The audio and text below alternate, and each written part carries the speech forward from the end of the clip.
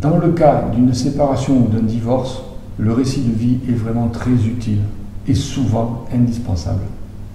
Ce que je vous propose, c'est de faire ensemble un tout petit bout de chemin, mais il est très important.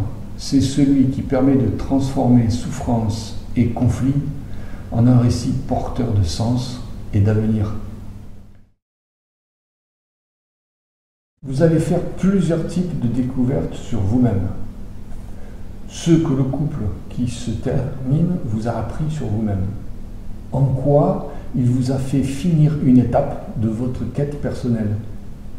En mettant en forme votre vécu et en lui donnant un sens, il vous permet de mettre à distance votre souffrance. Vous pouvez, de ce fait, dialoguer avec elle, la transformer.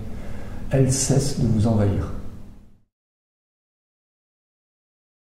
Si vous vous séparez, vous savez que c'est une épreuve très difficile.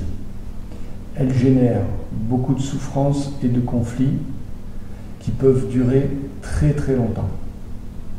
Souvent, on ne sait pas comment les arrêter et on a du mal à repartir dans la vie. C'est parce qu'il faut faire deux types de deuil.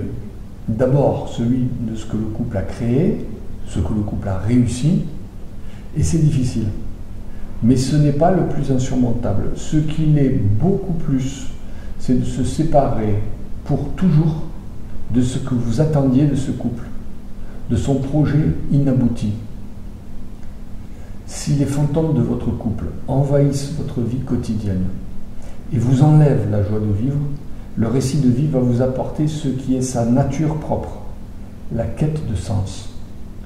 Parce que le sens est dans votre histoire. Quand un amour se termine, il reste l'amour majuscule et aussi le couple parental qui appartient pour toujours aux enfants. Le récit de vie est un outil pour repartir après une séparation dans votre intouchable capacité d'aimer et assumer la continuité du couple parental, même si le couple amoureux n'existe plus. Le récit de vie contribue à apaiser la souffrance des enfants. En retrouvant le sens, vous enlevez beaucoup de possibilités de conflit. Il est réparateur pour vous et votre famille. Le récit de vie est mis sur un support audio ou écrit qui peut être conservé comme un témoignage, un souvenir ou une relique. Cela rend possible le sacrifice du passé au sens de ce qui rend sacré une partie de votre vie. Le récit de vie est mené soit en tête-à-tête, soit par Skype. Les séances sont enregistrées.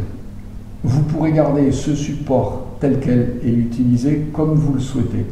Par exemple, vous pourrez le mettre sous forme écrite. Le récit de vie débouche alors sur un livre qui peut être conservé, prêté, imprimé en plusieurs exemplaires, donné. Et je vous remercie pour votre écoute.